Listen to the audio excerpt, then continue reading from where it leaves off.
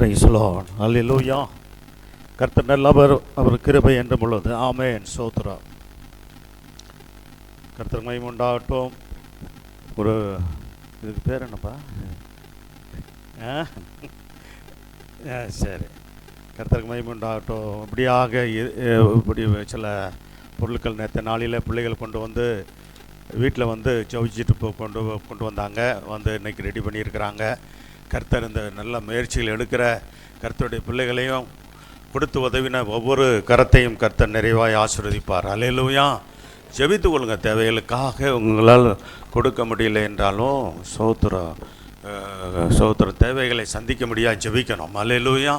அப்படி தொடர்ந்து சபையின் தேவைகள், ஊழியத்தின் தேவைகள், ஊழியக்கார குடும்பத்தின் தேவைகள், விசுவாச குடும்பத்தின் தேவைகள், முழு சபையின் தேவைகள் சந்திக்கப்பட, கர்த்தர் நாம் ஆசீர்வதிக்கப்பட, பாதுகாக்கப்பட தொடர்ந்து நம்ம ஜெபத்தில் நாம் கர்த்தர் நோக்கி பார்க்க வேண்டும். ஆமென். அல்லேலூயா. கர்த்தர் நல்லவர், நமக்கு போதுமானதை அவர் நிறைவேற்றுகிற தேவன். கர்த்தருக்கு மகிமை உண்டாகட்டும். இந்த நாளிலே சோத்திரம் நாம் வாசித்த வேத பகுதியிலிருந்து நாம் ஒரு வார்த்தையை தியானிக்க போகிறோம். அதற்கு முன்பாக சோத்திரம்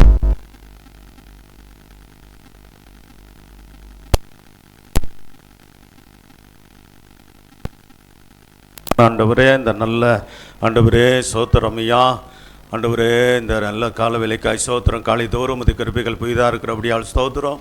நாம் நிர்மூலமாக இருக்கிறது கர்த்தர் கிருபையே, அவருடைய இரக்கங்களுக்கு முடியவில்லையே. அவள் காலை தோறும் புதிகளாக இருக்கின்ற வசனத்தின்படியாக இந்த நாளுக்குரிய கிருபையை எங்களுக்கு கொடுப்பீராகையா. கர்த்தர் ஒவ்வொரு நாளும் எங்களை எல்லா தீய நாசமோசத்துக்கும், பிசாசு தந்திரமான எண்ணங்களுக்கும், மனுஷனுடைய தந்திரமான எண்ணங்களுக்கும், மனுஷிகள் எல்லா தீய வல்லமைகளுக்கும், பிசாசின் தீய வல்லமைகளுக்கும் விலைக்கு பாதுகாத்து வந்தீர். இப்பொழுதும் இனிமேலும் ஆண்டவருடைய வருகை வரைக்கும் எங்களை கர்த்தர் நீர் ஆண்டவரை பாதுகாத்து நடத்த வல்லவராக இருக்கிறீர் என்று விசுவாசித்து நன்றி சொல்லுகிறோம். கர்த்தாவே, அடியனை மறைத்து நீர் வெளிப்படும். ஆண்டவரே, உடைய கரம் கூட இருந்து வழி நடத்தட்டும். எல்லா தடைகளையும் அப்புறப்படுத்தி போடுகிறோம்.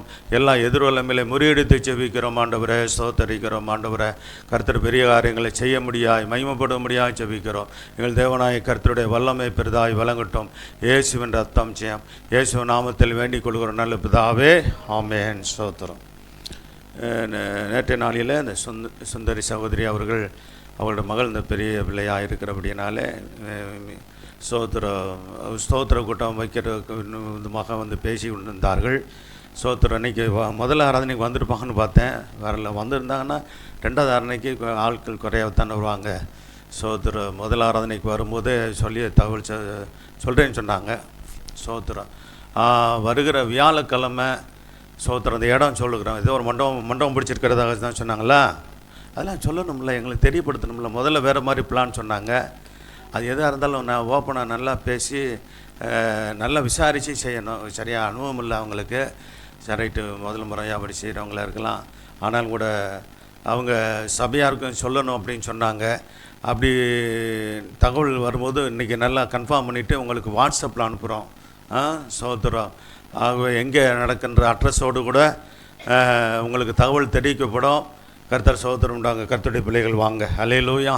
ஆமாம். குடும்பத்தில் சபையாகிய குடும்பத்தில் நடக்கிற ஒரு நல்ல விசேஷம். சோதரம் குறிப்பிட்ட நேரத்தில் முடிச்சிருவோமா?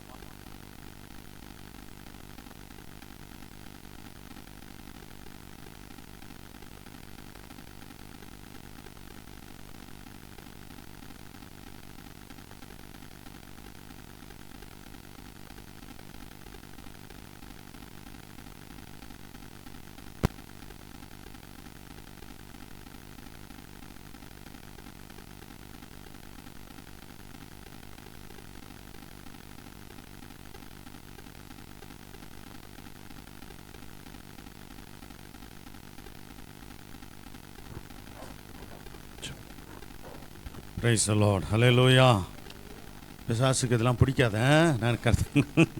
ஆமாம், ஏதாவது சோத்திர பிள்ளைகள் எவ்வளோ பிரயாசப்பட்டு கொண்டு வந்திருக்கிறாங்க. ஏதோ ஒரு ப்ராப்ளம். பிஎஸ் சிஸ்டத்துக்காக ஜபிக்கணும். நல்ல கிளீனாக சோத்திரம் எல்லாவற்றுக்கும் உதவ முடியாய், சோத்திரம் நல்ல சிறப்பாக செயல்பட முடியாது நம்ம ஜபிக்கணும். இயேசு நாமத்தினால எல்லா இடையூறுகள் நீங்க விட்டோம். ஹல்லேலூயா. சோத்திர ரத்தத்தை நாம் தெளித்து இயேசு நாமத்தினால நாம் ஜெயம் எடுப்போம். கர்த்தர் சோதரம். கர்த்தர் நல்லவராக இருக்கிறார். சரி, கர்த்தர் சோதரம் உண்டாகட்டும். இதனாலே தேவ செய்திக்காக நாம் கடந்து போவோம். மாதத்தில் 3வது வாரம் நீங்கள் அப்படி சாட்சி சொல்லக்கூடியவர்கள் இருப்பீர்களானால் நீங்கள் ஆயத்தமாக இருங்கள். மாதத்தில் ஒரு முறை நீங்கள் கொஞ்சம் குறிப்பிட்ட நேரம் 1/2 மணி நேரம் பண்ணாலும் கூட உங்களுக்கு நாங்கள் ஒதுக்கி 1/2 மணி நேரம்னா உங்களுக்கு ஒருத்தருக்கு மட்டும் இல்லை, யார் யார் சொல்கிறீங்களோ அவர்களுக்கு ஒரு 1/2 மணி நேரம் மொத்தத்துக்கு 1/2 மணி நேரம் ஒதுக்கப்படும்.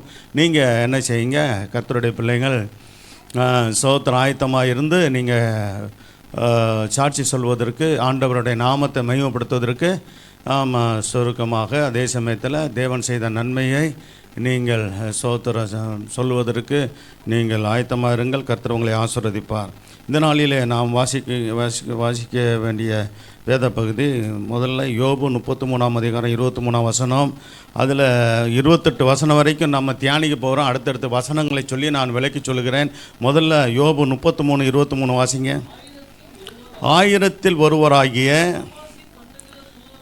பார்த்தீங்களா, யார் தெரியுதா? 1000-ல் ஒருவராகிய சாமாசி பண்ணுகிற தூதனானவர் மனுஷனுக்கு தம்முடைய நிதானத்தை அறிவிக்கும்படிக்கு அவனுக்கு அனுசாரியாய் இருந்தாராகில்.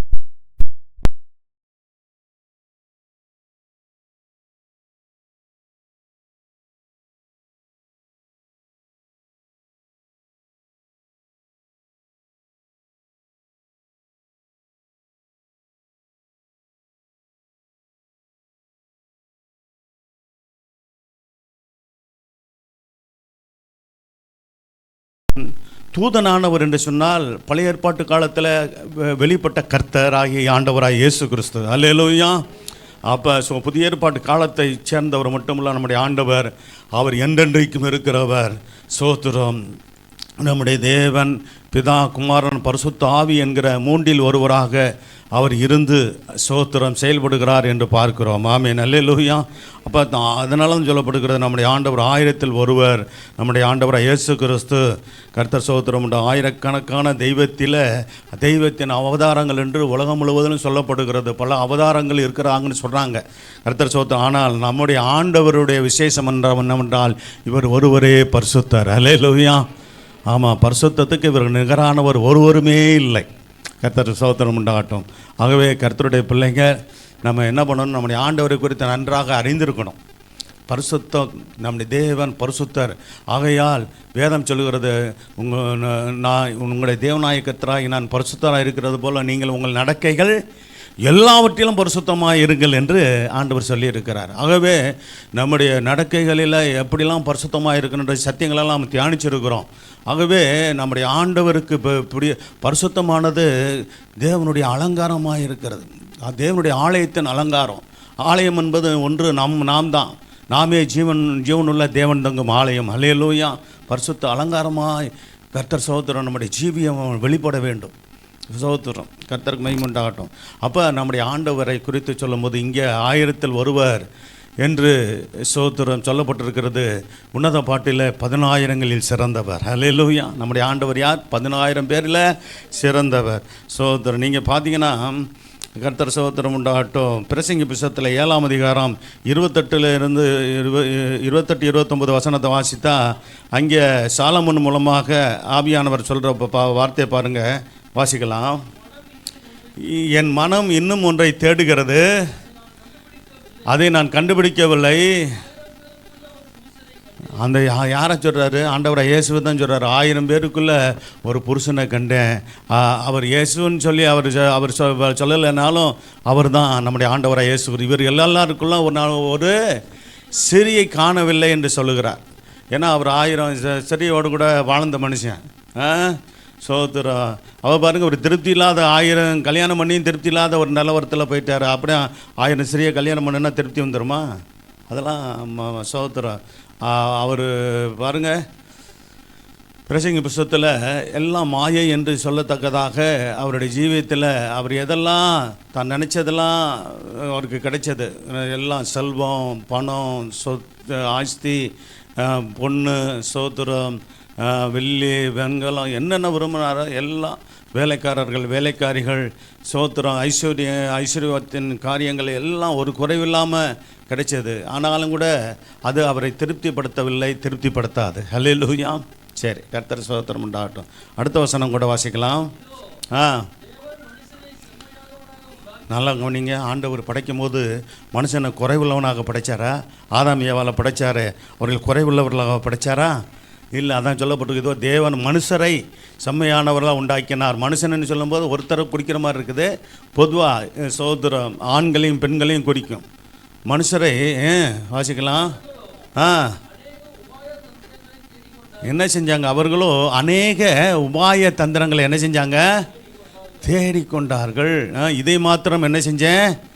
கண்டேன் என்று சொல்லப்பட்டிருக்கிறது. சோத்திரம். சரி, கர்த்தருக்கு மகிமை உண்டாகட்டும்.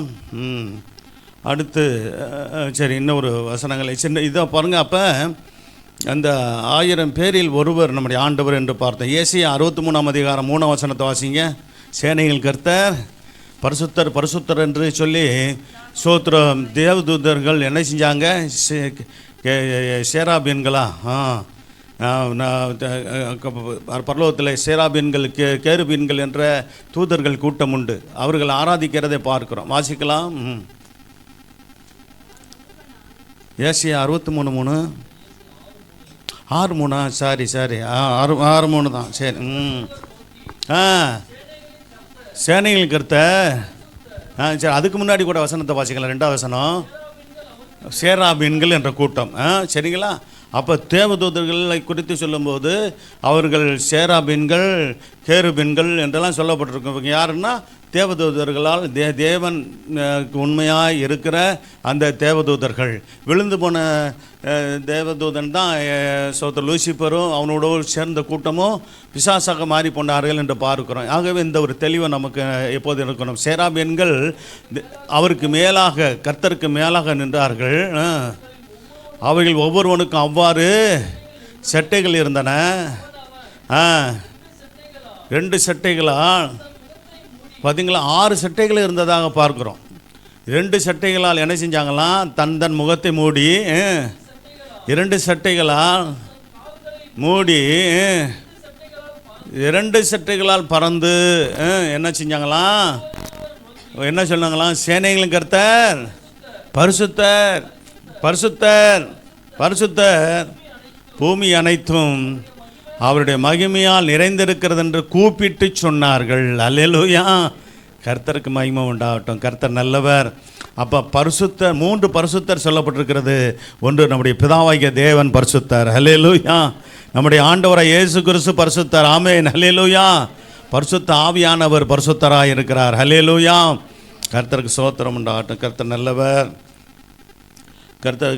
அடுத்து பார்த்தீங்கன்னா ஸ்தோத்திரம். பரிசுத்தர். நம்முடைய தேவன் யார்? பரிசுத்தர். அவருக்கு நிகரானவர் ஒருவரும் இல்லை இந்த உலகத்தில். ஸ்தோத்திரம். பரிசுத்த தெய்வம் என்றால் நம்முடைய கர்த்தர் தான், நம்முடைய தேவன் தான், நம்முடைய பிதா தான், நம்முடைய ஆண்டவராய் இயேசு தான், பரிசுத்த ஆவியானவர் தான் என்று நாம் தெளிவாக அறிந்திருக்கணும். கர்த்தர். ஸ்தோத்திரம். லூக்கா 1 அதிகாரம் 35 வசனத்தில் ஸ்தோத்திரம் தேவதூதன் கன்னிமரியாள் அவர்களை பார்த்து, அந்த ஸ்தோத்திரம் மரியாள் அவர்களை பார்த்து சொன்ன வார்த்தை என்ன? பாருங்க, பரிசுத்த ஆவியானவர் உண்மையில் வருவார் நடத்தணும். அப்போ நிழலிடுவார். அப்போ தேவ வல்லமையினாலே அவர் பிறந்தார். சோத்திரம். ஆண்டவராய் இயேசு கிறிஸ்துவின் பிறப்பு ஒரு சோத்திரம் தேவனால் நிச்சயிக்கப்பட்ட ஒரு பரிசுத்த பிறப்பாக இருந்ததுன்னு பார்க்கணும். அது தேவ திட்டம். சோத்திரம். சரி, அப்படி பரிசுத்த தேவன் ஆண்டவராக இயேசு கிறிஸ்துனால தான் தேவனாக இருந்தவர் தேவகுமாரனாக இந்த பூமியிலே வெளிப்பட்டு சோதர் பரிசுத்தமாய் பிறந்ததுனால தான் கர்த்தர் பாவிகளாகிய நம்மை ரட்சிக்க அவரால் முடிந்தது. அல்லேலூயா. அப்படிப்பட்டவருடைய இரத்தம் தான் யாவருடைய பாவங்களை நீக்கி உலகம் முழுவதும் இருக்கிற சகல பாவிகளுடைய மனுஷருடைய பாவங்களை நீக்கி பரிசுத்தப்படுத்த வல்லமை உள்ளதாக இருக்கிறது. அல்லேலூயா. சோத்திரம். சரி, அதை நம்ம அறிஞ்சு கொள்ளணும். உன்னதமானவருடைய பலன். லூக்கா 1:35. உன்னதமானவருடைய பலம் அப்படின்னா வல்லமை, உண்மையில் நிழலிடும். ஆதலால் உன்னிடத்தில் பிறக்கும் பரிசுத்தம் உள்ளது தேவனுடைய குமாரன் எண்ணப்படும். ஆமென், அல்லேலூயா. கர்த்தர் ஸ்தோத்திரம் உண்டாகட்டும். ஆகவே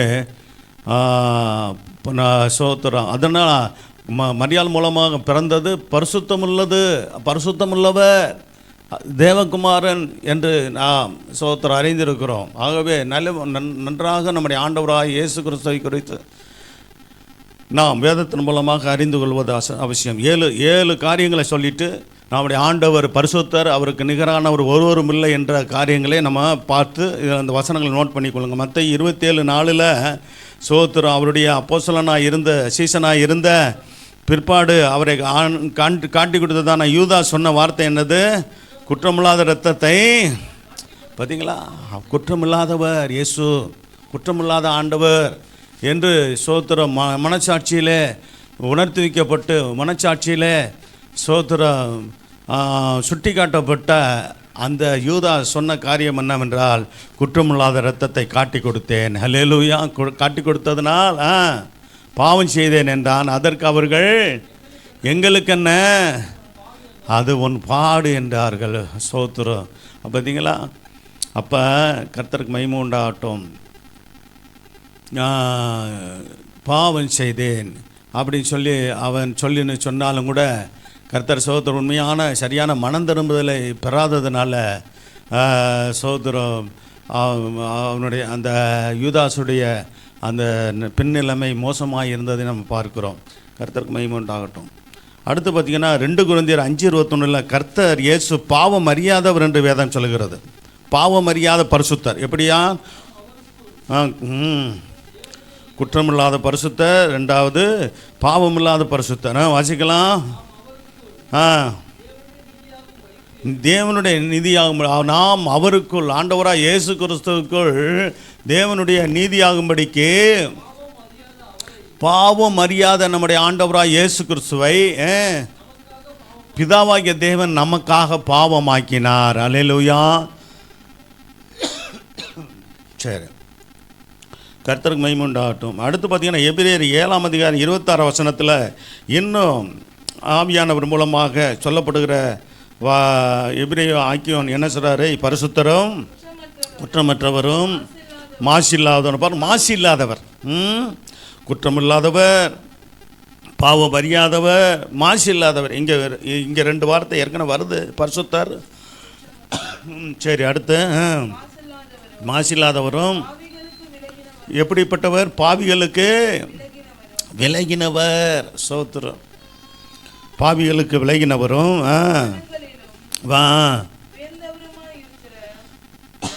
வானங்களில் உயர்ந்தவருமாய் இருக்கிற விதமான பிரதான ஆசாரியரே நமக்கு ஏற்றவராய் இருக்கிறார். சரி, அடுத்து இன்னொரு வசனம் வாசிக்கலாம்.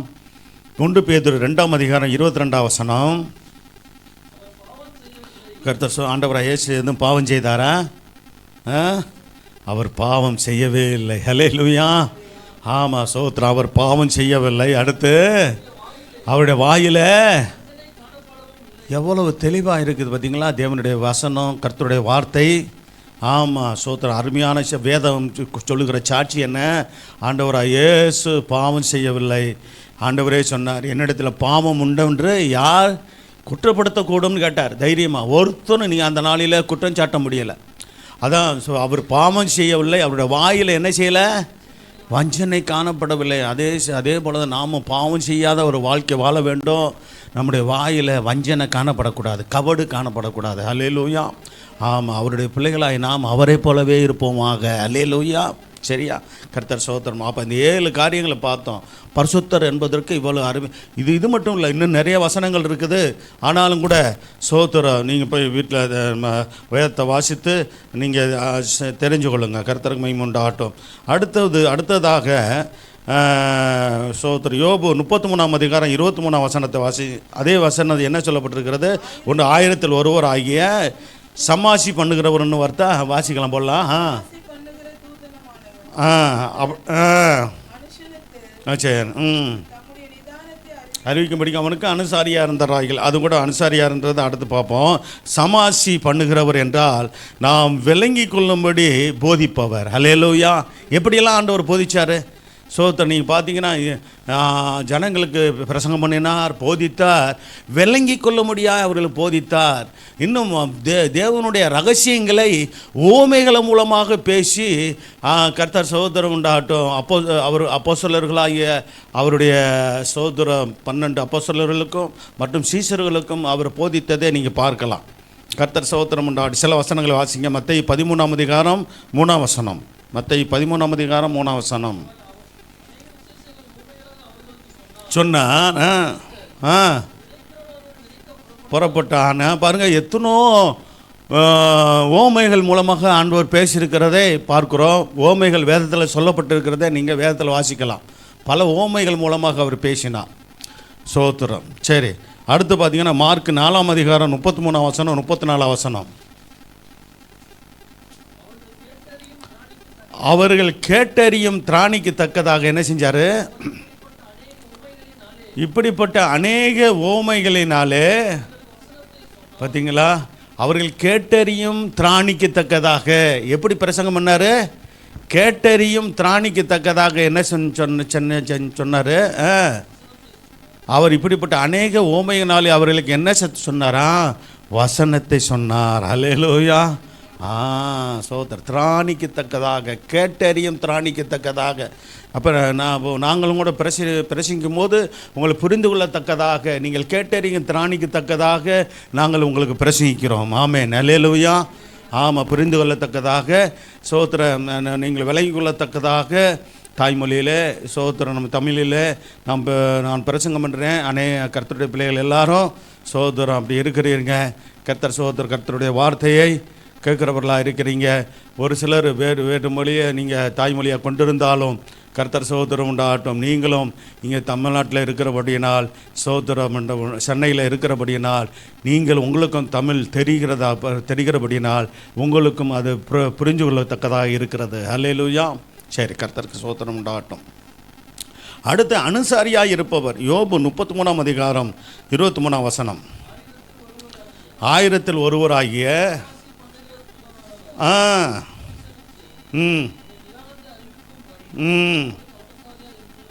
அனுசாரியாக இருந்தாலும் என்ன அர்த்தம் தெரியுமா? அனுசாரியாக இருக்கிறாங்கங்க அவங்களுக்கு அப்படின்னா உதவி செய்கிறவர்னு அர்த்தம். அல்லேலூயா. அப்போ உதவி செய்கிறவர்களாக நம்ம இருக்கணும். கர்த்தருக்கு மகிமை உண்டாகட்டும்.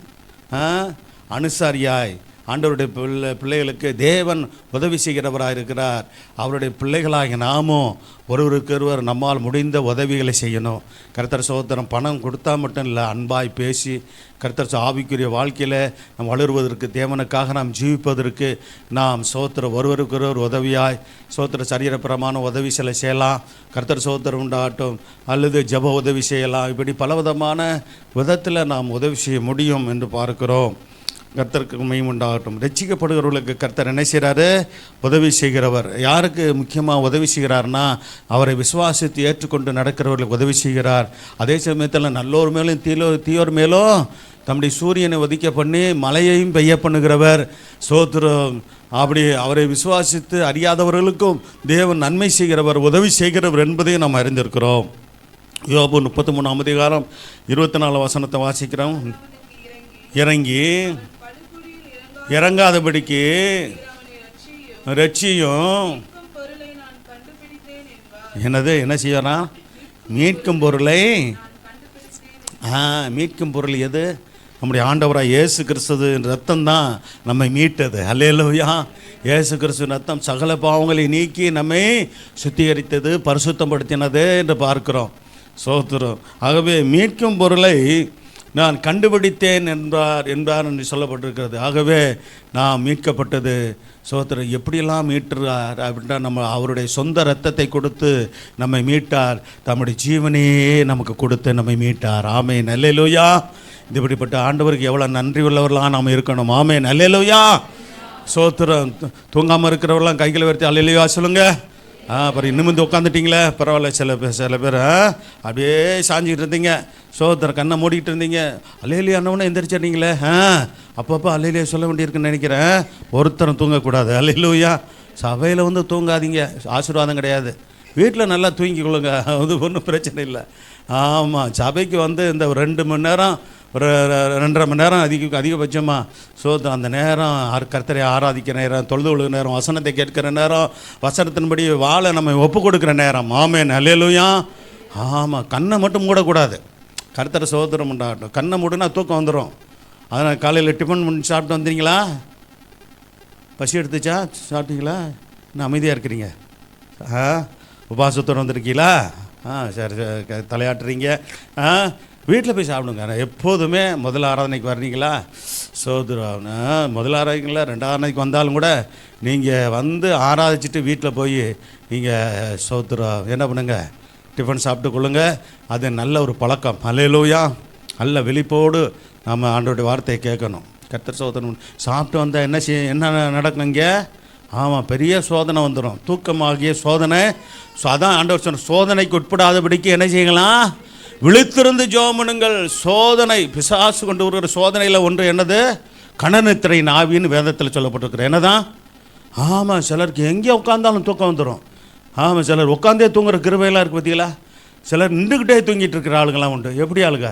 படுத்து தூங்குறதெல்லாம் நம்ம சாதாரணமாக, அது இரவில் தூங்குறதுக்கு தானே நேரத்தை வச்சுருக்கிறாரு. அந்த நேரத்தில் வேறு காரியங்களை பண்ணிக்கிட்டு சோதரம் என்ன பண்ணுறது? இருக்கக்கூடாது. அதில் தேவையில்லாமல் மொபைலே பார்த்துக்கிட்டு ரிலேட்டாக ஆகி படுக்கக்கூடாதுங்க. நைட்டு நான் நேற்று கூட சொன்னேன், நைட்டு 10 மணிக்குள்ளே படுத்துருங்க, காலையில் 5 மணிக்கு எந்திரிச்சிருங்க. நீங்கள் அப்படி எந்திரிச்சிங்கன்னா 7 மணி நேரம் நல்ல உறக்கம் உங்கள் பெற்று நீங்கள் நல்ல காலையில் ஃப்ரெஷ்ஷாக எந்திரிச்சிடலாம். அல்லேலூயா. 10 மணிக்கு படுக்கிறீங்கன்னா அடுத்து 11, 12, 1, 2, 3, 4, 5, 7 மணி நேரம் தூங்குறீங்க. 7 மணி நேரம் தூக்கம் பத்தாதா? அது யாருக்காவது தூக்கம் பத்தலைன்னா சொல்லுங்கள், உங்களுக்காக ஜெபிக்கிறேன். 7 மணி நேரம் தூக்கம் போதுங்க. டாக்டர்கள் சொல்கிறது இதுதான். சோத்திரம், 7 மணி நேரம் தூக்கம் நல்ல ஆரோக்கியமான உடல்நிலைக்கு போதும்னு சொல்கிறாங்க. சோத்திரம், அதுக்கு மேலே தூங்குனா அவங்களுக்கு பேர் என்னது? பைபிளெல்லாம் நல்லா பேர் கொடுத்துருக்குது. சோம்பேறின்னு பேர் கொடுத்துருக்கிறாரு. நம்ம சோம்பேறிகளாக இருக்கக்கூடாது. அல்லேலூயா. சுறுசுறுப்பானவர்கள். நம்முடைய ஆண்டவர் எப்படி இருந்தார்? இந்த பூமியில் ஊழியம் செய்த நாட்களில் 3.5 வருஷம் அருமையான ஊழியத்தை செய்தார். சுறுசுறுப்பாக செயல்பட்டார். அல்லேலூயா. நான் அவருடைய பிள்ளைகளாய் நாமும் சுறுசுறுப்பாக இருப்போமாக. அல்லேலூயா. அந்த அப்பா சோத்திரம், கண்டனத்தின் ஆவியை கடிந்து கொள்ளணும். நீங்களே கடிந்து கொள்ளணும். ஏசு நாமத்தில் ஒரு மாதிரி தூக்கம் வர்ற மாதிரி இருக்குதுன்னா, போ பிசாசே, கண்ணநித்திரை ஆவின்னு இருக்குதுங்க. பைபிள் இருக்கா? அது கண்ணநித்திரை ஆவின்னு சொன்னால் எங்கே இருந்தாலும் தூக்கம் வந்துடும். சோத்திரம். தேவ சமூகத்தில் இருக்கணும். இல்லை ஜபத்தில் நீங்கள் தனியாக உட்காந்தாலும் உங்களுக்கு தூக்கம் வரும். அப்போ கடிந்து கொண்டு ஜபிக்கணும். அதுக்கு அது ஒரு பக்கம் இருந்தாலும் நான் என்ன சொல்கிறேன்னா, நான் ஒரு டீ குடிச்சிடணும். என்னது? டீ குடிக்கிற பழக்கம் எல்லாருக்கும் இருக்குமே. டீ இல்லைன்னா இது காஃபியோடு குடிப்பீங்க. ஏதோ ஒன்று குடிங்க. கொஞ்சம் சூடாக குடித்து, காஃபியை விட டீ நல்லது. இப்போ பரவாயில்ல. அது இப்போ சோத்திரம் அப்படி பார்த்தீங்களா?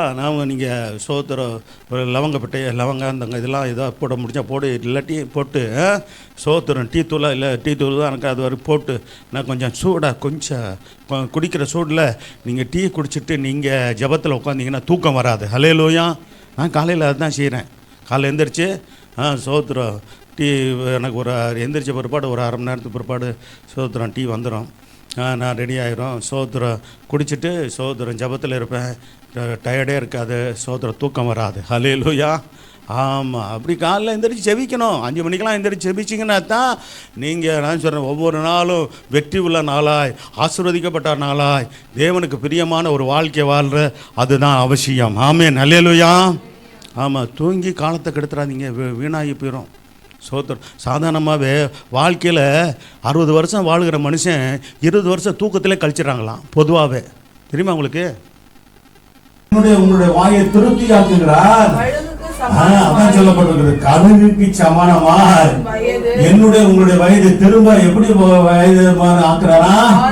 வாழ வயது போல ஆக்குகிறார். ஆமென். அல்லேலூயா. வாழ வயது உள்ள ஆட்கள் யாரும் இவங்க தானே. இங்க இருக்கிறவங்க வாழ வயது. இவங்க வாழ வயதுல வரல, இது சின்னவங்க. சோத்திரம். வாழ வயதுன்றது வாலிப பிள்ளைகளை தான் வாழ வயது. சோத்திரம். கர்த்தர் கிருபை கொடுத்து உங்களை மாதிரி ஆக்கிட்டா கூட நல்லா இருக்கும். அல்லேலூயா. வாழ வயது உள்ளவங்களும் ஆக்கிட்டாங்கன்னா நல்லா இருக்காது? நல்லா இருக்குமே, ஆனா முடியாது. சோத்திரம். ஆமா, ஆனால் வேதம் சொல்லிடுறோம், அந்த மாதிரி நம்ம ஆகிறோமோ இல்லையோ, அந்த பலன் இருந்தா நம்ம போதுமே. இந்த வயதுக்குள்ளவருடைய பலன் நமக்கு இருந்துச்சுன்னா, அதான் வேத வசனம் என்ன சொல்லுது பாருங்க, நம்முடைய வயது திரும்ப வாழ வயது போல ஆகுது. அப்ப சில இடங்கள்லாம் சொல்லுவாங்க, வாழ வயசு பிள்ளைப்பா அந்த பிள்ளை, அந்த பையன் வாழ வயசு பையன், அந்த பொண்ணு வாழ வயது உள்ள பொண்ணு அப்படிலாம் சொல்றாங்களா? சொல்லிருக்காங்களா? ஆமா, கொஞ்சம் குறிப்பிட்ட காலம் வரைக்கும் சொல்லுவாங்க, அப்புறம் சொல்ல மாட்டாங்க. கல்யாணம் ஆகி பிள்ளையெல்லாம் பெற்றுட்டாங்கன்னா வாழ வயதுன்னு சொல்ல மாட்டாங்க. இப்ப எல்லாம் உங்க வயசுல வந்து கடந்து தானே வந்தோம். சோதரம் அப்ப குறிப்பிட்ட வயதுல அப்புறம் இதுல வாழ வயது ஆனாலும் கூட வாழ வயது போல இது இந்த வயது ஆனவர்களுக்கும் சோதரம் நடுத்தர வயது உள்ளவர்களுக்கும் அந்த வசனம் பொருந்தும். அப்ப அந்த பலன் கர்த்தர் தருவார்னு அர்த்தம். அந்த பலனை கர்த்தர் தந்து நடத்த வல்லமை உள்ளவர் தான். அல்லேலூயா. அப்ப இவர் சொன்னார் பாத்தீங்களா, காலேஜ் சொன்னார், இப்ப எனக்கு 80 வயசு, ஆனா 40 வயசுல இருந்த பலன் இப்ப எனக்கு இருக்குன்னு சொன்னாரா? சோதரம் பாருங்க, சோதரம் அந்த தேவனுடைய மனுஷன் ஒரு விசுவாசிக்கு அடையாளம். சோதரம் ஏத்தொன்னு புறப்பட்ட 2 பேர் தான் கானான்ல பிரவேசித்தாங்க. அதுல ஒண்ணு சோதரம் காலேப், அவர் விசுவாசிக்கு அடையாளம். அடுத்து 2வது யோசுவா, அவர் ஊழியக்காரருக்கு அடையாளம். அல்லேலூயா. ஆமா, அவங்க எல்லாம் பாருங்க நல்ல பலனா ஆரோக்கியமா இருந்தாங்க. மோசேக்கு சொல்லப்படும் போது 120 வயசு ஆகும்போது கூட அவர் கண்ணு என்ன செய்யலாம், பார்வை மங்கலையாம், பலன் குறையலையாம். சரிங்களா? தேவன் அப்படி மோசையை வச்சிருந்தாரு பாருங்க. 40 வருஷம் எகிப்துல இருந்தாரு, ராஜ அரண்மனையில. 40 வருஷம் மீதியான் தேசத்துல சோதர கல்யாணம் ஆகி மனைவி பிள்ளைகளோடு மாமனார் வீட்டுல இருந்தாரு. அடுத்த 40 வருஷம் இங்க ஊழியம். ஆமா, இஸ்ரவேல் ஜனங்களை எகிப்துல இருந்து கானான் கொண்டு போகிற ஊழியம். சோதரம் அவர் ஊழியத்தை கரெக்டா முடிச்சு சோதரம் அடுத்து தொடர்ச்சியா செய்ய யோசுவாவை பயன்படுத்தி கர்த்தரை அந்த தொடர்ந்து அந்த ஊழியத்தை பாருங்க. தேவனுடைய ஊழியம் ஒரு நாளும் தடைபடாது. அல்லேலூயா. சோதரம். அதே போல கர்த்தருடைய ஊழியத்தில், சபையின் ஊழியத்துல கர்த்தருடைய பிள்ளைகளாம் இணைந்து நின்று சேர்ந்து இருந்து என்ன செய்யணும்? ஆமா, முதல்ல நல்ல ஜெபிக்கிற ஊழியத்தை செய்யுங்க. சபைக்கு தூண்களாய் நீங்க மாறுவீங்க. அல்லேலூயா. ஜெபிக்கிறவர்கள்லாம் சபைக்கு தூண்களாய் மாற முடியும். அதை ஜெபிங்க, உங்களுக்காக ஜெபிங்க, குடும்பத்துக்காக ஜெபிங்க, பிள்ளைகளுக்காக ஜெபிங்க. அடுத்த சபைக்காக, ஊழியர்களுக்கு, சபையின் விசுவாசிகளுக்காக, குடும்பங்களுக்காக, பிள்ளைகளுக்காக, சந்தைகளுக்காக, விசுவாசிக்காக, ஊழியர்களுக்காக, குடும்பத்துக்காக, உங்களுக்காக, உங்கள் குடும்பத்து பிள்ளைகள் சந்தைகளுக்காகவும் தொடர்ந்து ஜெபிக்கிறோம். அல்லேலூயா. சோதரம். அதனால தொடர்ந்து நீங்கள் ஜெபிக்கணும். ஒருவருக்கொரு நாம் ஜெபத்தில் ஒருவரை நாம் தாங்க வேண்டும், கடமைப்பட்டு இருக்கிறோம். கர்த்தர் சோதரம். அப்படி என்றால் சோதரம் குணமாக்குபவர் என்றால் சரீரம் ஆரோக்கியம் அடைய செய்கிறவர் அர்த்தம். அல்லேலூயா. இன்னைக்கு சாட்சியை கேட்டோம், குணமாக்கிட்டார், என் கர்த்தர் அற்புதம் செஞ்சிட்டாருன்னு சொல்லி சகோதரி சாட்சி சொன்னாங்க. கர்த்தர் சகோதரம் உண்டாகட்டும். உலகப்புறமான வைத்தியர்களுடைய கர்த்தர் ஆலோசனை, அவர்களுடைய ட்ரீட்மெண்ட் ஒரு பக்கம் இருந்தாலும் நம்ம அந்த பரம வைத்தியராகிய கர்த்தரை சார்ந்திருந்து நாம் சபையாய் ஜெபித்தோம். ஊழியக்கார நாங்கள் குடும்பத்து பிள்ளைகள் ஜெபித்தோம். விசுவாசி குடும்பத்து பிள்ளைகள் எல்லாம் ஜெபிச்சிங்க. கர்த்தர் ஜெபத்தை கேட்டார். சகோதரி ரொம்ப பாரத்தோடு இருந்து சகோதரர் அவங்களுடைய திறக்கமெல்லாம் எப்படியாவது அவரை தேவன் பாதுகாக்கணும்னு சொல்லி கர்த்தர் இன்னைக்கு ஜீவனுள்ள சாட்சியாக வைத்திருக்கிறார். அல்லேலூயா. கர்த்தருக்கே கோடி சோத்திரங்கள். அல்லேலூயா. கோடி நன்றிகளை நம்ம செலுத்திக்கொண்டே இருப்போம். அப்படி அநேக சாட்சிகளை கர்த்தர் எழுப்புவார். எப்பேற்பட்ட வியாதியோ நோயோ பாதிப்போ எந்த ஒரு காரியம் இருந்தாலும் தேவனால் சுகப்படுத்த முடியாத, குணமாக்க முடியாத ஒன்றுமே இல்லை. ஆமென். அல்லேலூயா. கர்த்தர் சோத்திரம் உண்டார். கர்த்தர் நல்லவர். அடுத்து நீங்கள் பார்த்தீங்கன்னா கர்த்தர் சோத்திரம் உண்டாட்டும். யோபு 33ஆம் அதிகாரம் 26 வசனம் வாசிங்க.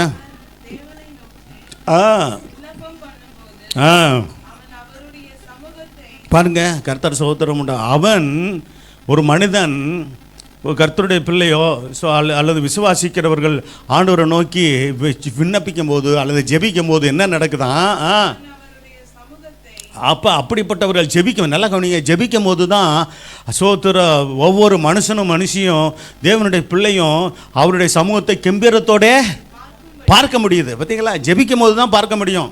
நீங்கள் ஜெபிக்காமல் இருந்தோம்னா, வாரத்தில் ஒரு நாள் மட்டும் ஜெபித்து 6 நாள் ஜெபிக்காமல் இருந்தீங்கன்னா கெம்பீரத்தோடு பார்க்க முடியாது. நல்லா சொல்கிறேன், நான் உங்களுக்கு அடிக்கடி சொல்கிறேன், பிடிச்சி கொள்ளுங்க. தினமும் ஜெபிங்க. நேற்று கூட ஒரு காரியங்கள் சொன்னேன். ஒரு உண்மையான காரியம் என்னென்றால் கர்த்தர் சோத்திரம் உண்டாகட்டும். அதாவது ஒரு நல்ல பழக்கத்தை நீங்கள் 20 நாள் நீங்கள் தொடர்ந்து நீங்கள் செய்தீங்கன்னா சோத்திரம், அதை நீங்கள் விட்டு விட மாட்டீங்க. ஹல்லேலூயா. ஜெபிக்கிறது நல்ல பழக்கமா இல்லையா? நல்ல பழக்கமா கெட்ட பழக்கமா? சரி, அப்போ தினமும் நீங்கள் 5 மணிக்கெல்லாம் எந்திரிச்சு என்ன பண்ணணும்? அதான் சொன்னேன், 10 மணிக்கெல்லாம் படுத்துடணும். என்ன செய்றீங்க சொல்லுங்களேன்? 10 மணிக்கு மேலே யார் முழிச்சிட்டு கிடக்குறீங்க? சோத்திரம், குழந்தைய வச்சுக்கிட்டு இருக்கிறவங்க அதே சோத்திரம், அவங்க முன்ன பின்ன அவங்க படுப்பாங்க, எந்திரிப்பாங்க. அந்த பிள்ளைங்க படுக்கும்போது இவங்க படுக்கணும், அவங்க எந்திரிக்கும் போது எந்திரிக்கணும். அப்படி ஒரு சூழ்நிலை இருக்குது குறிப்பிட்ட வயது வரைக்கும். மற்றவங்களாம் என்ன செய்கிறீங்க? எத்தனை மணிக்கு படுக்கிறீங்க? சோத்திரம், நான் 12 மணி வரைக்கும் முழிச்சிட்டு இருக்கீங்க. ஆமாம் அப்பா, ஐயோ அப்படி தான், அப்புறம் தான் தூக்கம் வருதுங்க அப்படின்னு சொன்னீங்கன்னா நீங்கள் நல்ல பழக்கத்தில் வரலன்னு அர்த்தம். 10 மணிக்கெல்லாம் படுத்துருங்க. ஹல்லேலூயா. சிலர் வேலைக்கு இப்போ தொழில் நிமித்தம் கொஞ்சம் முன்ன பின்ன வருவாங்க. ஆனாலும் கூட பாருங்கள், பழகிட்டா 5 மணிக்கு எந்திரிச்சு பழகிட்டுன்னு வச்சுக்கிங்களேன். ஆமாம், கொஞ்சம் லேட்டாக படுத்தாலும் நீங்கள் உங்களுக்கு தூக்கம் வராது. அதுக்கு மேலே 20 நாள் பழகணும். அதனால் அடுத்த இடத்துக்கு தான் இடையில நமக்கு 21 நாள் 40 நாள் ஜெபம் வைக்கிறோம். எதுக்காக? அந்த காலையில் எந்திரிச்சு பழகி ஜெபிக்கணுன்றதுக்காக தான் இது பண்ணுறோம். அப்போ 40 நாள் எழுந்து 21 நாள் எழுந்து ஜெபிச்சுட்டு அப்புறம் அது முடிஞ்ச பிற்பாடு மறுபடியும் படுத்துடக்கூடாது. என்ன செய்யக்கூடாது? இப்படி சிரிக்கிறத பார்த்தா அப்படி தான் இருக்கிறீங்க போல இருக்கக்கூடாது. ஹல்லேலூயா. ஆமாம், சோத்திரம். ஒரு நாள் நல்லா தீர்மானிச்சு ஊழியக்காரங்க அதுக்கு முன்னாடி நாங்கள் எந்திரிச்சு ஜெபிக்க நமக்கு கவனம் செலுத்தணும். நீங்கள் 5 மணிக்கு மேலே தூங்காதீங்க. அதுக்கு சீக்கிரமாக நீங்கள் படுத்தா தான் காலையில் எந்திரிக்க உங்களுக்கு நல்லா இருக்கும். எங்களுக்கு இப்போ வேலையை நிமித்தம் உங்கள் டயர்டாக வந்து படுப்பீங்க. உண்மை தான். 7 மணி நேரம் நல்லா தூங்கி எந்திரிச்சிட்டிங்கன்னா நல்ல தூக்கம் தூங்கிடணும். ஆமாம், சோத்திரம். ஆமாம், தூங்கி எந்திரிச்சிட்டிங்கன்னா என்ன பண்ணுறேன், காலையில் 5 மணிக்கு நீங்கள் நிச்சயமாக எந்திரிச்சிடுவீங்க. நல்லா ஃப்ரெஷ்ஷாக எந்திரிச்சிடுவீங்க. காலையில் எழுந்திரிச்சு முகத்தில் கழுவி பல்லுலாம் விளக்கி சோத்திரம் பாத்ரூம்லாம் போய் உங்களை கூட ஆயத்தம் பண்ணிவிட்டு என்ன பண்ணலாம்? ஆமாம், ஒரு டீ போட்டு குடிச்சிட்டு சோத்திரம் முடிஞ்சால் இல்லை இப்போ பரவாயில்ல, காலைல விடிஞ்ச பிறகு கூட குடிச்சிக்கிறோம் பரவாயில்ல அப்படின்னா ரைட்டு பரவாயில்ல. இல்லைன்னா எனக்கு கொஞ்சம் டீ குடித்தா நல்லா இருக்குன்னு தோணுதா டீ குடிச்சிருங்க. எவ்வளோ இல்லை, நைட்டு கூட ஃப்ளாஸ்கில் ஊற்றி வச்சு ரெடி பண்ணி ஊற்றி வச்சுட்டு காலையில் குடித்தானே. ஆமாம், சோத்திரம். ஜெபிக்கிறவங்க கணவன் மனைவி எந்திரிச்சு ஜெபிங்க, பிள்ளைகளை ஜெபிக்க வைங்க. ஜெபம் தாங்க நம்மை காக்கும், நம்முடைய குடும்பத்தை காக்கும், வியாதியிலேருந்து சுகமாக்கும், நமக்கு வேண்டிய நன்மைகள் கிடைக்கும், தேவனுடைய பாதுகாப்பு நமக்கு கிடைக்கும். அல்லேலூயா. ஆமாம், சோத்திரம். சரி, இதுதான் உண்மை. கர்த்தருக்கு மகிமை உண்டாகட்டும். விண்ணப்பத்துக்கு பதில் தருகிறவர், அதான் ஜெபத்துக்கு பதில் தருகிறவர். ஜெபிக்கணும். அப்போ அவர் வேதம் சொல்லப்போ பாருங்கள், ஜெபிக்கிறவங்க தான், விண்ணப்பம் பண்ணுகிறவங்க தான் அவருடைய சமூகத்தை கம்பீரத்தோடு நோக்கி பார்க்க முடியுமா? கம்பீரத்தோடு தைரியமாக சோத்திரம் மனசாட்சியில் சுத்த இருதயத்தோடு அவரோடு கூட தொழுது கொள்ள முடியும். சுத்த இருதயத்தோடு தொழுது கொள்ளணுன்னே அப்படின்னு சொல்லி அப்போஸ்தலனாகிய பவுல் தீமோத்தேயுக்கு ஒரு நிருபத்தை எழுதும்போது இந்த வார்த்தையை சொல்லுவார். சுத்த இருதயத்தோடு கூட தொழுது கொள்ளுடனே நீ என்ன செய்ய, கர்த்தரை சேவி அப்படின்னு சொல்லுவார். சரி, கர்த்தர் சோத்திரம் எடுத்த வாசிக்கலாம், இல்லைன்னா பரவாயில்ல. சரி, அடுத்து பார்த்தீங்கன்னா கர்த்தருக்கு மகிமை உண்டாகட்டும். அப்போ என்னன்னா, விண்ணப்பத்துக்கு பதில் தருகிறவர் என்ன, ரட்சிக்கப்பட்டு பரிசுத்தவான்களாய் சோதன் பூமியில் வாழ்ந்து கொண்டு இருக்கிற இவர்களுடைய ஜெபத்துக்கு உடனே பதில் கிடைக்கும். ஆமென், அல்லேலூயா. ரட்சிக்கப்பட்டவர்களாய் பரிசுத்தமாய் வாழ்ந்து தேவனுக்கு பிரியமான ஒரு வாழ்க்கையை வாழ்ந்து தேவசித்தம் செய்கிறவர்களுக்கு நிச்சயமாகவே என்ன கிடைக்கும்? ஆமாம், சோதர ஜெபத்துக்கு பதில் கிடைக்கும் என்பது உறுதி. 7ஆவதாக சொல்லி முடிக்கிறேன். யோபு 33ஆம் அதிகாரம் 28ஆம் வசனம் 29ஆம் வசனத்தை வாசிங்க. என் ஆத்துமா என்னது? படுகுழியில் இறங்காதபடிக்கு. அது என்னது? படுகுழின்றது பாதாளம். நல்ல கவனிங்க. படுகுழி என்பது அப்போ நம்ம தாவீது என்ன சொல்லுகிறாரு 40ஆம் சங்கீதத்தில் சோத்தர் 2ஆவது வசனம் 1-2 கூட வாசிக்கலாம். கர்த்தருக்காக பொறுமையுடன் காத்திருந்தேன், சாய்ந்து பொறுமையுடன் ஜெபிச்சு பதிலை பெற்றுக்கொண்டவர் தாவீது. சோத்திரம். அதாவது அவிசுவாசப்படலை தேவன் மேலே, முழு நம்பிக்கை முழு விசுவாசத்தோடு கூட பொறுமையோடு காத்திருந்து பெற்றுக்கொண்ட தேவனுடைய தாசன். பயங்கரமான, அடுத்த வசனம் முக்கியமானது, பயங்கரமான குழியிலும் உளையான சேற்றிலும் இருந்து. அதான் பாருங்கள், அது என்னது? பயங்கரமான குழி, உளையான சேருன்றது பாதாளத்தின் வல்லமை. சோத்திரம். பாவத்தில் வாழ்ந்தோம், அதே சோத்திரம் பாவத்திலையும் அக்கிரமத்திலும் மீறுதலையும் நம்ம ஜீவித்து கொண்டு இருந்தோம். அதிலிருந்து நம்ம மீட்டுக்கொள்ளாவிட்டால் நாம் ரட்சிக்கப்படாமல் இருந்திருப்போம்னால் நரகத்துக்கு பாதாளத்துக்கு நேராக போய் கொண்டு இருந்தவர்களாக இருந்திருப்போம். நாம் மரித்த பிற்பாடு அங்கே தான் நம்ம போக வேண்டிய அப்படிப்பட்ட வாழ்க்கை தான் வாழ்ந்தோம். ஆனால் நம்முடைய ஆண்டவராக இயேசு நம்மை தேடி வந்து அந்த பயங்கரமான குழியிலும் ஒளியான சேற்றிலிருந்தும் நம்மை தூக்கி எடுத்து என்ன செஞ்சார்? நம்முடைய கால்களை கண்மலையின் மேலே நிறுத்தினார். கண்மலையாகிய இயேசுவோடு கூட நம்முடைய பிதாவாகிய தேவன் நம்மை நிறுத்தினார். அல்லேலூயா. கர்த்தர் தம்முடைய ஒரே பேரான குமாரனையே அவருக்கு பூமிக்கு அனுப்பி தேவன் தம்முடைய ஒரே பேரான குமாரனை விசுவாசிக்கிறேன் எவனோ அவன் கெட்டு போகாமல், அப்படின்னா சோத்திரம் நரகத்துக்கு போகாமல், பாதாளத்துக்கு போகாமல்,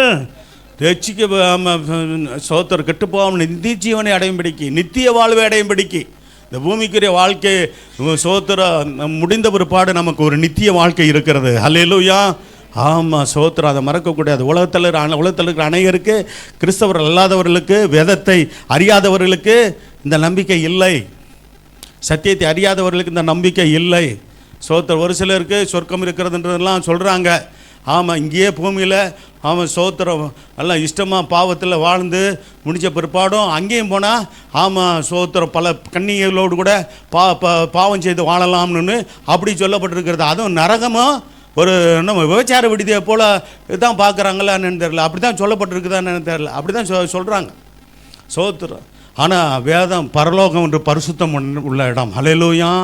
அந்த பரிசுத்த தேவன் இருக்கிற இடம், பரிசுத்த தூதர்கள் இருக்கிற இடம். சோத்திரம் பாருங்க, இருக்கிறது சில மார்க்கங்களில் சொல்லப்பட்டிருக்கலாம், அப்படிலாம் இருக்குது. ஓப்பனாகவே சொல்கிறாங்க அப்படிலாம் இருக்குது. சோத்திரம் அங்கே என்ன ஓடுதான்? இன்னும் ஆறு ஓடுதான். என்னது? ஆமாம், போத வஸ்துக்களுக்கு உள்ள சோத்திரம். ஆமாம், ஆறுகள் ஓடுகிறது. நிறையா பெண்களோடு கூட ஆமாம் அப்படியே நல்லா இன்பமாக வாழலாம். அப்படிலாம் இல்லை. என்னங்க இது பெரிய அவர் அசிங்கமாக இருக்குது, கேட்கும் போது அசிங்கமாக இருக்குது நமக்கு. அவங்களுக்கு மற்றவர்களுக்கு அப்படி இருக்க தெரியல, போட்டோம். சரி, பயங்கரமான குழியிலும் ஒளியான சேற்றிலும் இருந்து என்னை தூக்கி எடுத்து கால்களை கண்மலையின் மேல் நிறுத்தி என் அடிகளை உறுதிப்படுத்தி நம்முடைய என்ன செஞ்சார்? அதோடு கூட நம்முடைய தேவனை துதிக்கும் புதுப்பாட்டை அவர் என் வாயிலே கொடுத்தார். அநேகர் அதை கண்டு என்ன செஞ்சுவாங்க? பயந்து கர்த்தரை நம்புவார்கள். அல்லேலூயா. துதிக்கும் பாட்டை அவர் நம்முடைய வாயிலே கொடுக்கிறார். அல்லேலூயா. சோத்திரம். அநேகர் அதை கண்டு பயந்து கர்த்தரை நம்புவார்கள். அல்லேலூயா. ஆமாம், சில விசுவாசிகளுக்கெல்லாம் சில மகள்களுக்கெல்லாம் பாட்டை கொடுக்குறாரு. இந்த மகன் அந்த பாருங்க பாட்டை எழுதிக்கிட்டு வந்து பாடுது. உங்களுக்கெல்லாம் கொடுக்குறாரா? நமக்கு அந்த ஆர்வம் இருந்துச்சுன்னா எது மியூசிக் போட்டு நான் பாட்டேன். எத்தனை பாட்டு வெளியே வந்துச்சுப்பா? இருக்க இல்லை, 4 வால்யூமா? 4 பாட்டு தானே? சரி, 4 பாட்டுனாலும் வந்திருக்குது. யாருக்காவது அப்படி பாட்டை கொடுத்துருக்காரா? எதுக்கு பாட்டை கொடுப்பாரு? நம்ம மியூசிக்கு அந்த ஆளுகள்லாம் தேடணும், அதுக்கு சில லட்சம் செலவாகும். சோத்திரம் அதெல்லாம் இப்படி தான் நம்ம நினப்பு வரும். அது ஒன்றும் இல்லை. நீங்களே உங்கள் கர்த்தர் பாட்டு கொடுத்தாருன்னா கொண்டு இங்கே வந்து பாடுங்க. அல்லேலூயா. ஒன்றும் தப்பு இல்லை. சோத்திர காணிக்கைக்கு பாடலாம். சோத்திர கர்த்தர் கொடுத்தா அது வேதத்திலேருந்து வசனங்களை கொண்டு இருக்கணும். அது முக்கியம். சரி, பாதாளத்துக்கு தப்புவிப்பவர். சரி, ஆத்மாவை நரகத்துக்கு தப்புவித்து பரலோகத்தில் கொண்டு போய் என்ன செய்வாரா? சேர்ப்பாராம். வாசிக்கலாம். வாசிக்கலாம், மறுபடியும் வாசிக்கலாம். யோபு 33 28வது வசனம் 29வது வசனம் 2 வசனத்தை வாசிக்கணும். என் ஆத்மா படுகொலியில் இறங்காதபடிக்கு அவர் அதை ரட்சிப்பார். ஆகையால் என் பிராணன் வெளிச்சத்தை காணும் என்று சொல்லுவான். பார்த்தீங்களா? வெளிச்சத்தை பாருங்கள். பரலோக ராஜ்யம் வெளிச்சத்தின் ராஜ்யம். அடுத்து பார்த்தீங்கன்னா என் ஆத்மா படுகொலியில் இறங்காதபடிக்கு எனது அவர் அதை ரட்சிப்பார். படுகொலியில் நம்முடைய ஆத்மா இறங்காதபடிக்கு ரட்சிக்கக்கூடியவர் நம்முடைய கர்த்தர். அல்லேலூயா. நம்முடைய ஆண்டவர் தான் ரட்சிப்பார். ஆகையால் என் பிராணன் வெளிச்சத்தை காணும் என்று சொல்லுவான். மனுஷனுடைய ஆத்மாவை படுகொலியில் வளர்க்கிறதற்கும் அவனை ஜீவனுள்ளோரின் வெளிச்சத்தினாலே பிரகாசிப்பதற்கும் சொல்லப்பட்டிருக்கு. சரி, அடுத்த வசனம் கூட வாசிக்கலாமே.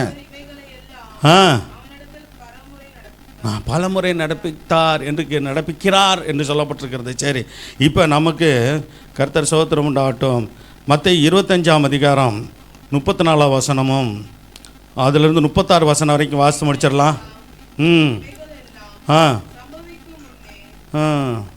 மத்தேயு 25ஆம் அதிகாரத்தில் 34ஆம் வசனத்துலேருந்து 36 வசனம் வரைக்கும் வாசித்து முடிக்கலாம். ராஜா யார்? நம்முடைய ராஜாதி ராஜா நம்முடைய ஆண்டவராக இயேசு கிறிஸ்து என்ன செய்கிறாரு? தமது வலது பக்கத்தில் நிற்பவர்களை பார்த்து என்ன சொல்கிறாரு? வாருங்கள், என் பிதாவினால் ஆசீர்வதிக்கப்பட்டவர்களே, உலகம் உண்டான முதல் உங்களுக்காக ஆயத்தம் பண்ணப்பட்டிருக்கிற ராஜ்யத்தை சுதந்திரித்துக் கொள்ளுங்கள் என்று சொல்லுவாராம். அல்லேலூயா. கர்த்தர் ஸ்தோத்திரம் உண்டாகட்டும். ஆகவே கர்த்தருக்கு மகிமை உண்டாகட்டும். அடுத்தது 6வது வசனம் வரைக்கும். அப்போ பாருங்க, ஒரு கூட்ட ஜனத்தை பிதாவினால் ஆசீர்வதிக்கப்பட்டவர்களே உங்களுக்கு ஆயத்தம் பண்ணப்பட்டிருக்கிற ராஜ்யத்துக்கு வாங்கன்னு கூப்பிடுவாருன்னு சொல்லப்பட்டிருக்கிறது. அடுத்து அதுக்கு சில தகுதிகள் என்ன, இந்த பூமியில் இருக்கும்போது நற்கிரியர்களை செஞ்சாங்க அப்படின்னு பார்க்குறோம். நம்மளும் செய்யணும், முடிஞ்ச வரைக்கும் நல்ல செயல்களை செய்யணும். ஒருவருக்கும் தீமை செய்யக்கூடாது. நம்முடைய ஆண்டவர் நன்மையை செய்தவர். அல்லேலூயா. ஒருவருக்கும் தீமை செய்யாத நல்ல தெய்வம் நம்முடைய தெய்வம். வாசிக்கலாம். பசியாக இருந்தேன், எனக்கு போஜனம் கொடுத்தீர்கள். தாகமாக இருந்தேன், என் தாகத்தை தீர்த்தீர்கள். அந்நியனாக இருந்தேன், என்னை சேர்த்து கொண்டீர்கள். பாருங்கள், இதெல்லாம் நம்ம என்ன செய்யணும், இல்லாதவர்களுக்கு உதவி செய்யணும்னு சொல்லப்பட்டிருக்கிறது. நம்ம செய்யணும். நம்ம நிலைக்கு கீழே இருக்கிறவங்களுக்கு நம்மால் முடிஞ்ச உதவிகளை செய்யணும், நன்மைகளை செய்யணும், நற்கிரியலை செய்யணும். வஸ்திரம் இல்லாது இருந்தேன், எனக்கு வஸ்திரம் கொடுத்தீர்கள். ஆமாம், வியாதியாக இருந்தேன், என்னை விசாரிக்க வந்தீர்கள். காவலில் இருந்த என்னை பார்க்க வந்தீர்கள் என்பார். ஸ்தோத்திரம். சரி, அப்போ இப்படிப்பட்ட சூழ்நிலையில் என்ன செய்யணும்? நம்ம ஸ்தோத்திரம், ஏழ்மையாக இருக்கிறவர்களுக்கு, எளிமையாக இருக்கிறவர்களுக்கு ஸ்தோத்திரம், கஷ்ட நிலையில் இருக்கிறவர்களுக்கு ஆண்டவருடைய பிள்ளைகள் ஜெபிக்கணும். நம்ம ஆறுதலான வார்த்தைகளை சொல்லணும், ஏதாவது உதவி செய்யணும். ஸ்தோத்திரம், அவர்களுக்கு ஆதரவாய் தேர்தலாய் நாம் அவர்களுக்கு உதவி செய்ய வேண்டியவர்களாக நாம் இருக்கிறோம் என்று வேதம் சொல்லும். இப்படிப்பட்ட ஒரு நிலவரத்தில் இருக்கிறவர்கள் தான் ஸ்தோத்திரம் அங்கே போக முடியும், தேவனுடைய ராஜ்யத்துக்கு போக முடியும் அப்படின்னு வேதம் சொல்லுகிறது. கர்த்தர் ஸ்தோத்திரம் உண்டாகட்டும்.